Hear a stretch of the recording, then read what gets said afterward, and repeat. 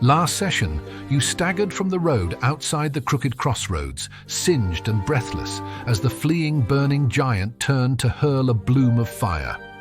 Rowan rolled through the blast and loosed arrow after arrow. Cosmo charged with a bellow while Kelric's knives flashed, knocking the monster's fall just wide of your companion before it erupted in a curtain of flame.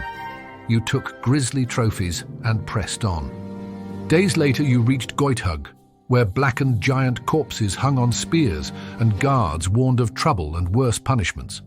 Inside the stolen mare, a warm inn watched over by a glass-eyed taxidermied horse, you learned that vampire officers from Drowning Wallace had passed through toward ruined Melrose, and that in Gobhain the highest ranks were openly vampiric.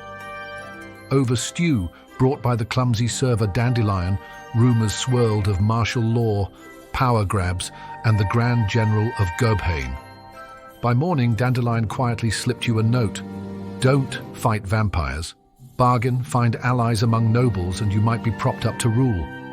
Kelric led you to an old contact, June, working a con in the square, hawking coins of gravity detection.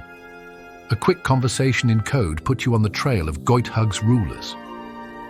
At the Samanthaton mansion, a white-gloved, red-haired butler, call him the Lion, received you in a sealed sitting room.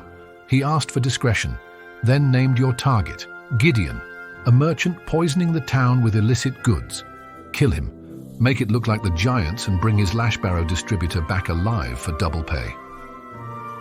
You prepared with cold efficiency, oil for fire, cloth-wrapped, oil-dipped arrows, and satchels of flour to choke and silence the battle mages that guarded Gideon.